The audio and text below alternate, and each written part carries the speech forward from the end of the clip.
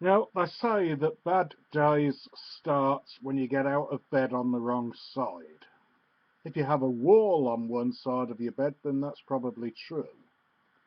Generally, bad days starts by getting up either too late or too early, usually after having a vivid dream about something you wouldn't normally give headroom to.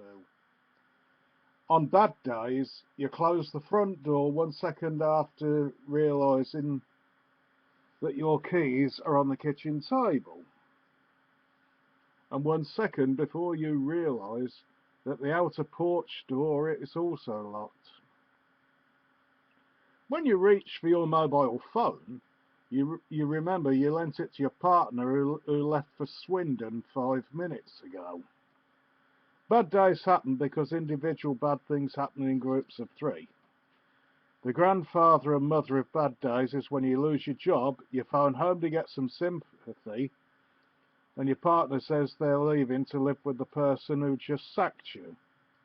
And on the way home, you crash your car into the back of the one person who was likely to give you another job.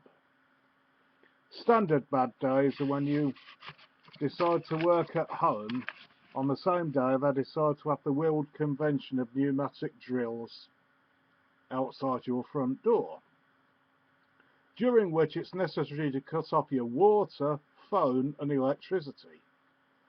On the bright side,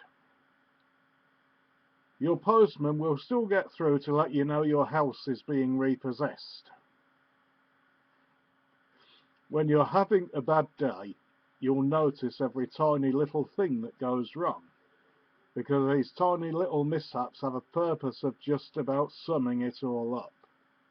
The good thing about bad days is that they make an average day seem great.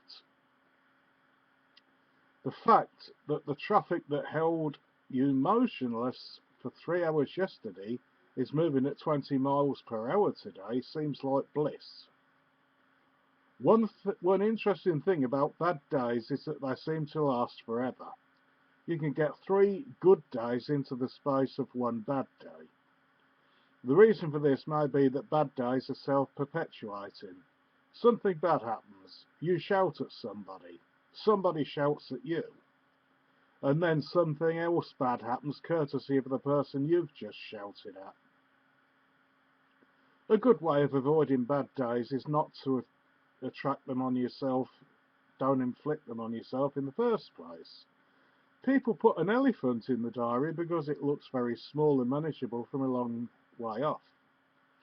And then they wake up one morning to discover that they've got an elephant in their in tray. Bad days generally come along once every 3 weeks, with an absolute stinker once a quarter. If you're experiencing more than this, then there's probably something wrong with your life. You need to get this fixed, but make sure you don't attempt it on a bad day or you'll only make things worse.